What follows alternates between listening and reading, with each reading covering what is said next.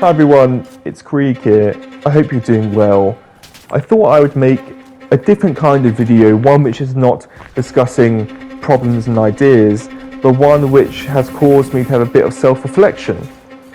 From a bird's eye view, some might look at what I'm saying or hear what I'm saying, and they might go, he's giving a lot of problems, he's giving a lot of criticism and general poor takes or different takes on the game that leads one to believe that he doesn't really like the game, he's critical of the game, he's a naysayer, he's a, whatever you want to call me, every name under the sun, and therefore he doesn't like the game. Nothing could be further from the truth. In one of the videos, I touched on the fact that Enlisted is the comfort game and should be the comfort game for many people. And I fundamentally believe that by levelling fair and valid and reasonable criticism, we can bring Enlisted to be the comfort game for many people, and new people more importantly, and I think that's really critical for the longevity and survival of a game. Now, for a bit of philosophy for all those in the audience who maybe have a few years on, nothing is perfect. I'm not perfect, the game is by no means perfect, but just because I'm levelling criticism at a game does not mean I want to see its demise. In fact, I would argue the stark contrary, that I'm taking the time to really think through my ideas, and maybe when I do have observed about me, I'm a very self-reflective person. I go away and I think about ideas and the pursuit of knowledge and the pursuit of betterness in quite a deep and valid way, because I do really enjoy Enlisted, and I really do think deeply about the things I say and the things and the betterments I want to see in a game. It's not a case of I whip up a video arguing for something out of nowhere. If you haven't noticed, I really do take the time to think through my ideas, and if I didn't have anything to say, well, I wouldn't say it. I would really not make the video. So that really brings me to what I want to discuss in the video, which is why do I, as a long-term player of Enlisted, why do I keep returning to it? Now, a good place to start, I feel, would be looking at the very saturated World War II market, which Enlisted currently sits in. So a number of games which spring to mind are obviously Hell Let Loose, Squad 44, Battlefield 5, Rising Storm 2, to an extent, I guess, Call of Duty Vanguard, Call of Duty World War II. All these games sit in the World War II genre shooter in recent time. And now, I'd like to go through them and discuss them and basically identify why, to me at least, is why I chose Enlisted as my go-to World War II shooter. But starting with the case of why do I choose a World War II scenario as one which I feel enjoyable in playing. Fundamentally, when I play a video game, I want to be able to resonate to an extent which is the real life impact. So I guess some people enjoy modern warfare shooters because you think the setting is realistic, it's interesting, but to me, World War II had such an impact on everything in the way we experience life. The tanks we experience impact our engines, the factories which produce impact our civilian industry, the materials produced from bandages to the circuit breaker to so many things, the bullets, the capacity for manufacturing, everything in modern day life has somehow been impacted by World War II. Additionally, I think it's just a really cool scenario. It's one which obviously I'm fascinated by, the uniforms, tanks, the scope of warfare from different front lines is one which I just find utterly gravitating. Maybe it's that weird thing where like men have the Roman Empire thing, where how often do you think about the Roman Empire, but World War II. There's something about the scenario and the setting of World War II which keeps you coming back, because I think it is an extent of realism. It's just interesting. It has a fundamental grasp of real life, one which I just find fascinating. Now, starting with the games which are prevalent in the World War II gaming genre, and it's a very saturated genre indeed, I'd first like to start with Battlefield 5, and it might be going back a little while, but I do fundamentally think that Battlefield 5 was the biggest wasted opportunity which existed to tell Battlefield and the World War II genre in like an integrated way. I was a big Battlefield fan for a while. I think before this game I loved Battlefield 1. I thought the storytelling alongside the setting and the vibe and the atmosphere was completely nailed. It was probably the best Battlefield game I played for a long time. I felt when you went to different maps, it captured the atmosphere perfectly. Additionally, you felt that, as is in the case with Battlefield games, you feel the toing and froing in the front lines. And so when I came to play Battlefield 5, I was thinking, wow, I can't wait to storm D-Day with these amazing graphics. I can't wait to have this ambiance, this atmosphere which Battlefield 1 so successfully produced. And then the trailer came out and you had a woman fighting on the front line. Okay, that didn't happen in case of a very odd, exceptional circumstance. Okay, that's interesting. Strange design choice, but I kept watching. It was absolute chaos. She had, I think, a cricket bat, and the sense of what was Battlefield firstly wasn't enough to attract me and pull me in, but then when the critics started coming and saying, why is it like this? I said, don't buy the game. And I felt, that is not a good way to sell your game. So I didn't buy Battlefield 5 for a long time, and everything I saw coming out of it disappointed me.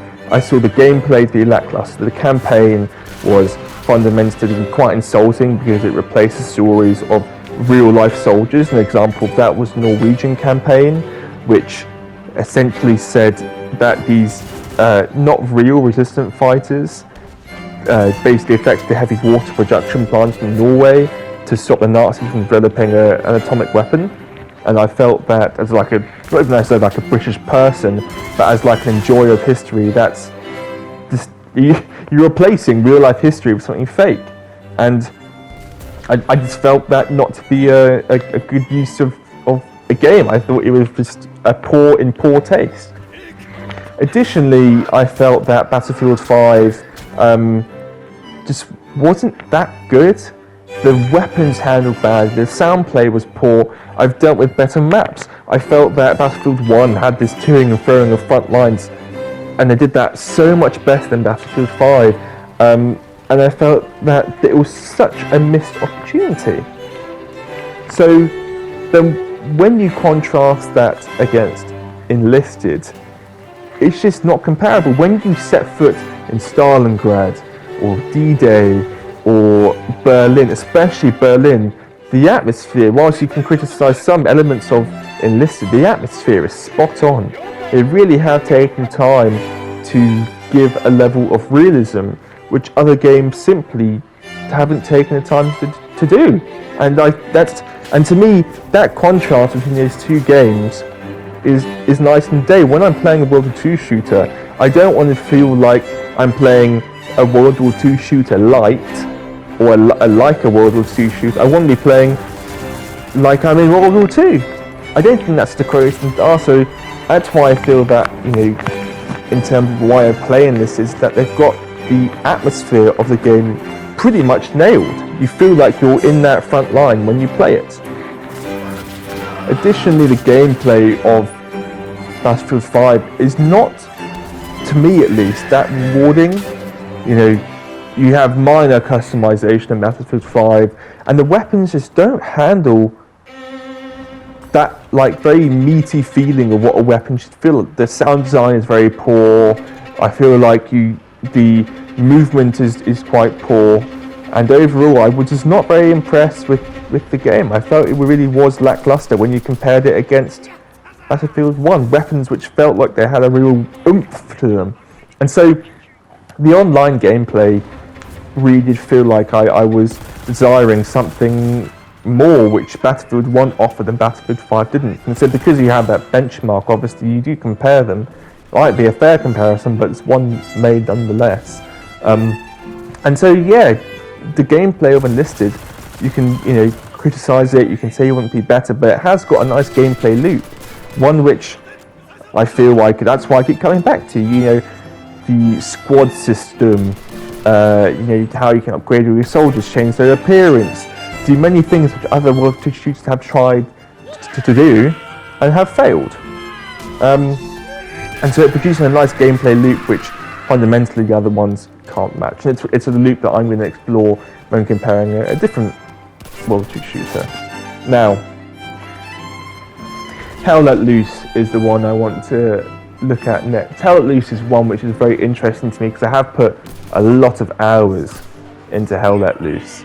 It's a game which, much like Enlisted, has a really good level of immersion, and it's one which, when you have the right match, can be a really, really interesting and fun game to play.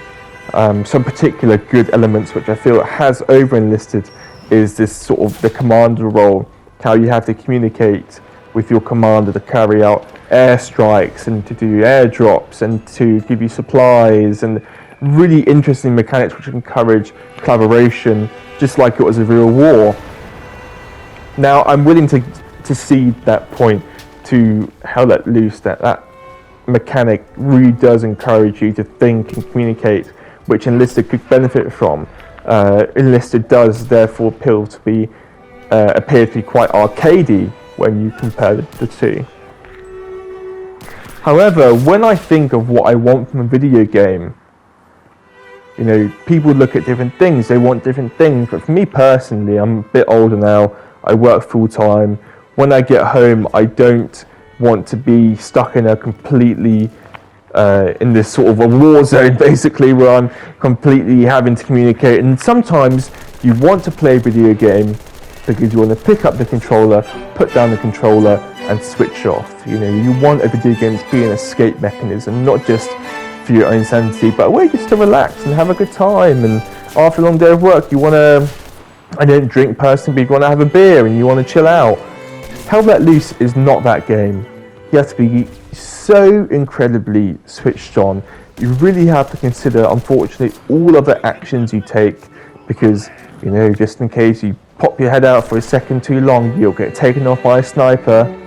And this leads me to the most important point, which I think Enlisted does perfectly, which is the main gravitating factor for me, which is that in Hell Let Loose, when you die, God, you're stuck on that respawn screen for what, 30 seconds longer, maybe slightly shorter. And then when you spawn in, say you're walking across open field and it's a sniper, bang, your soldier's gone, and you have to respawn another 30 seconds, you have to run all the way across the map. Say you're a really bad officer and they have not built an outpost and you're stuck there all the way back at the spawn, and you're wasting your time. And this is the main crux of why I love Enlisted, which is the squad system. And it's the main reason why I play the game. When you die, you're not out the game. You've got 5 other dudes who can effectively, you can jump on them and you can respawn and change, which basically means you have more time playing the game, which you so desperately want to play. You're not just stuck on the respawn screen. And that is so critical to a video game. It's one which so many people have not properly got their head around, but Enlisted is so perfect because, you might get your squad wiped, but that happens so far and few between that the squad system makes it that you're not staring at a respawn screen half the bloody time when you're playing a video game. Now, when you compare Hell Let Loose and Enlisted's sort of map design, obviously there's much to be desired from Enlisted. It's more just like, you can go left, right, and middle. But then, sometimes in a video game, you want it to be simple, and that also does oversimplify Enlisted to quite an extent, because there are many maps which have really interesting flanking maneuvers. But then again, with Hell Let Loose, I don't know, I just feel like sometimes this is the difference, you really have to think about your actions a lot more. You have to think, well, will I survive if I walk open in this open field, or should I flank them this way? And then I just feel like it's not a very accessible game if you literally just want to chill out after a day of hard work. You don't want to be thinking about every single action you do in a video game. Sometimes you just want to switch in the game, get some kills, and switch it off. It genuinely makes you feel like it's Band of Brothers. There've been so many cool situations where I've got my squad, we've somehow made it alive to this really unique position, and you're just there and you're holding them off, and people are charging at you, and you're in cover, you're ducking from grenades, and you fire off a shot, and you see your boy go down next to you. You're like, oh no, he's dead. And it's just like this immersion which other shooters just don't give you. Enlisted gives you, and you're just there holding a position. You're fighting for your life. But then, say that exact same thing happened in Hell Let Loose. You would peek out a window, and some guy would shoot you, and the whole moment would be over. And you only get those interesting situations in Enlisted where you've stormed a bunker or you've stormed a position, and say, your first guy dies, and you're like, oh, what do I do now? You have to go respawn back, and Whereas in Enlisted, you've got a spare soldier, you storm the bunker, you clear the bunker, and then maybe sometimes the other player can kill your soldier. You're like, fine, at least I give it a fair go.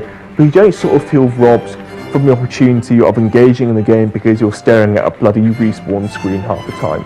It feels a lot more worthwhile because, I don't know, like you're fighting a lot more than dying, and you're not stuck in a respawn screen as much. Now I want to loop in the rest of these World War II shooters together really, because I feel that they can't do something which Enlisted does really well. And I touched on it very lightly before, which is that Enlisted has such good customization that other shooters simply can't match. So obviously I didn't need to go into a lot of depth, but perhaps Hell Let Loose matches this to an extent, but not to the same extent as Enlisted, which is that you can customize your soldiers so well, and you have such options to change how your soldiers look, and also how they handle with that look. So people might, have many opinions about this, but for the Soviet faction, you have body armor.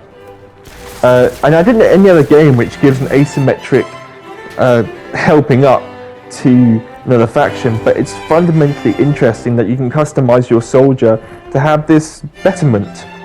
I'm not saying it's good or bad, I'm just saying it's interesting. I'm not a Soviet main. I'm sure many people might have strong opinions. I personally don't like it, but then also you can change different camouflages. You can change to have helmets so that you can change your soldier to appear a certain way in different environments. So when, for example, you're fighting in like a snowy place, you have a snowy camouflage, or you're fighting in a desert, you have desert camouflage, and that level of customization is just so accessible, it's so interesting, it creates so many options. I don't really know any other World War II shooters which does it as well as Enlisted. Then speaking about the weaponry, there's so many ways you can customize your soldiers in terms of what they can carry. You can create so many different combinations. I know people who I play with who bring Battlefield 2 weapons like a Kar 98K into Battlefield 5 because they want the realism. And then they try different concepts and different things, and it's what other game offers you the opportunity to experiment as much as Enlisted does. You can bring different pistols, different skinned weapons, different prototype weapons. All these things would otherwise not be included in like a Call of Duty, or all these different prototypes, these different things which are so late war that many developers think, what is the point in including them? There's no realistic possibility that they can exist. But Enlisted is bold, it's daring, it includes things which other developers would turn away and say, no, I'm not going to include that. Now it goes without saying that a massive, cool and unique factor about Enlisted is the fact that it is a combined arms game, which many have tried to do, but I feel makes the game very inaccessible. An example of that is in Hell Let Loose, for example, where in order to pilot a tank, you need 3 people. You need the commander, the gunner, and the driver. all of which require a lot of communication. Now, it could be, be a pro or con, which many might criticise or say it's fantastic. But fundamentally, if you haven't got those people on your team or competent people to drive a tank, it locks out a whole, gameplay style which otherwise some people can play. So it makes the game not very accessible for those who maybe just want a bit of time to chill out, or those who don't have friends to play with. It makes the experience very different, whereas in Enlisted, you simply have to unlock the tank, you load the tank in, and off you go. It's a very different and unique experience. Likewise, with being a pilot, I don't think any other games, maybe to an extent, Battlefield 5 and some Battlefield games have the ability to be a pilot. But I don't think it's the same as this because, it's very small scale. It's quite accessible to be a pilot. You can get a lot of kills being a pilot. And so generally, it's a very different experience to where, for example, you're a pilot in Enlisted, where you just pilot plane, retrieve bombs. It's a much more accessible experience. And then, underpinning the combined arms is the way you unlock said combined arms. And it has to go without saying as well that the tech tree is such a reason to keep playing the game, because you see your progression keep going and going and going. You see yourself get better weapons, get better tanks. It makes you feel that like you want to keep playing because there's something genuine and interesting to accomplish and strive for. And Hell Let Loose, I know it's from personal experience, when you level up your class, you get a new weapon, which is there's only 3 or 4 weapons to grind for, which is really boring per class. You can get a new appearance, which also are very limiting and also not very exciting. And so in Enlisted, the tech tree, I think, unless you're in Japan, which ironically is what I'm playing, but ironically the tech tree is one of the most interesting factors about Enlisted because it gives you something to keep playing for. It's why you come back to the game, because you see yourself constantly being able to get more things, grind for more things, get better equipment, and fundamentally see the time you put into the game correlate with the stuff you get as you progress, which I think is a great way to show you how many hours and your experience and the things you learn and the things you gain in a very tangible form, which keep people playing.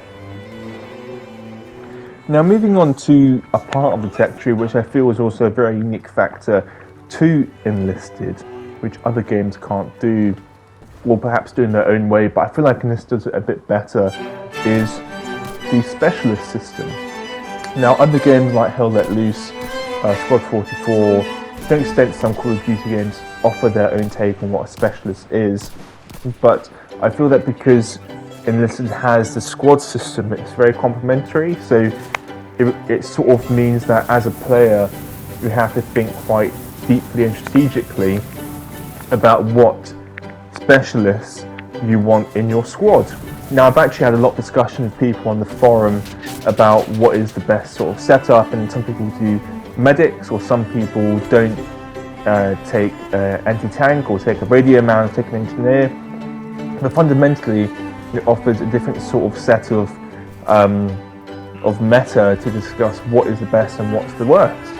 So we might disagree, but I think the element there to have a degree of discussion about what is the best thing to have or the worst thing to have makes this so unique and interesting, because again it adds the replayability which someone may or may not have when playing the game.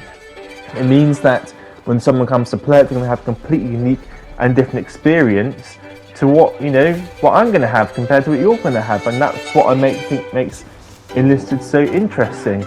It also means that when you play the game, you might want to protect one specialist over another, so it adds a new dimension of a game to the game which other games don't have, which I know many people who play Enlisted can relate to, is that when you're the engineer, your engineer is always the first one to die, so you take time to protect them. Something I feel that Enlisted also does particularly well, which other shooters could learn from, especially Call of Duty, is the level of terraforming and building which Enlisted can engage in. In many battles, especially on D-Day maps when you're defending factions, when you're Germany, you can dig trenches which can be used for defense, but also to stop advancement of tanks. You can and then fill that with barbed wire, and so you can basically terraform the environment, which is fundamentally changing the outcome of the game and how someone advances. Additionally, you can extend trenches. We've done that many times to provide extra cover, and that takes me on to what you can build. The building is so... people probably call me a bit of a Fortnite player, because the first thing I do when I spawn in is I build a rally, which changes the outcome of a game. I build sandbags, I build hedgehogs, I build barbed wire. The level of construction available to a normal player changes the battlefield, which other games don't do. To an extent, Hell Let Loose does. But again, it comes back to the issue of accessibility. Only one person in your squad can be the engineer, whereas every squad you have arguably could have an engineer, which means on average the effectability of the battlefield is higher in Enlisted, because you as the player can do more. You're not restricted because someone felt like, I want to play engineer. No, in Enlisted everyone, so they can choose, or if they choose to do so, can be an engineer. They can change the outcome of the battle by building things, which really makes Enlisted this standout game. I recognise the point that in games like Hell Let Loose and Squad 44, the structures you can build are to an extent more impressive, like you can build bunkers, and also the level of upgrading them is an addition which Enlisted doesn't have, like upgrading a bunker to level 1, level 2, level 3. Enlisted doesn't have that. You can only build sandbags.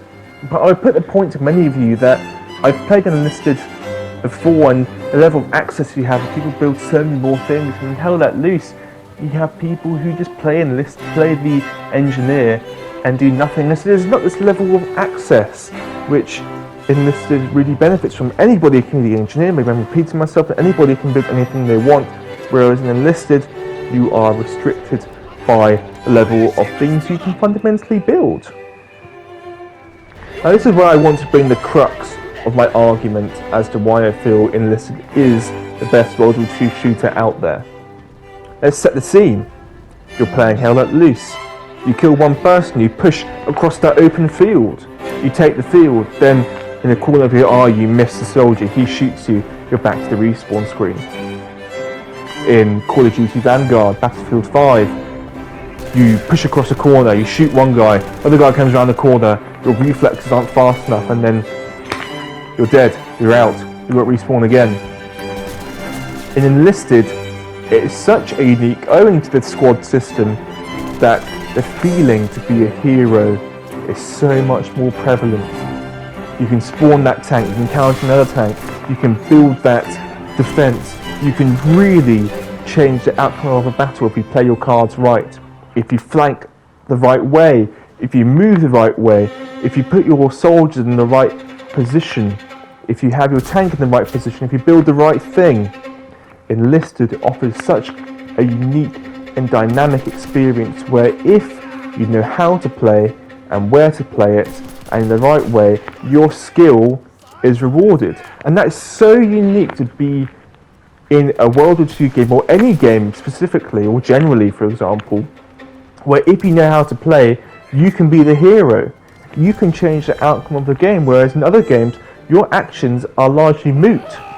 If you do something wrong or right, the battlefield usually continues on without you, unless you're like this amazing player, which continually means that your actions are being noticed. But in Enlisted, if you can do even the most minor thing, such as building a rally, using your tank in the right way, that means your outcome is seen and more visible on the battlefield, thereby impacting the overall battle. So to round off my video, and I hope you've enjoyed my long ramblings, as I know many of you do, many of you don't. Enlisted really is my comfort game. I come back to it day after day, grinding events, and it's one which I really do enjoy. And I hope, for the reasons that I have outlined to you in this video, which have been long, lengthy, and largely, as I said, self-reflective, because I play a lot of this and I talk a lot and I reflect a lot. I hope you've enjoyed watching, and if you come to the end of the video, consider subscribing. But otherwise, I hope you have a good one, and I will see you in the next video. Bye bye!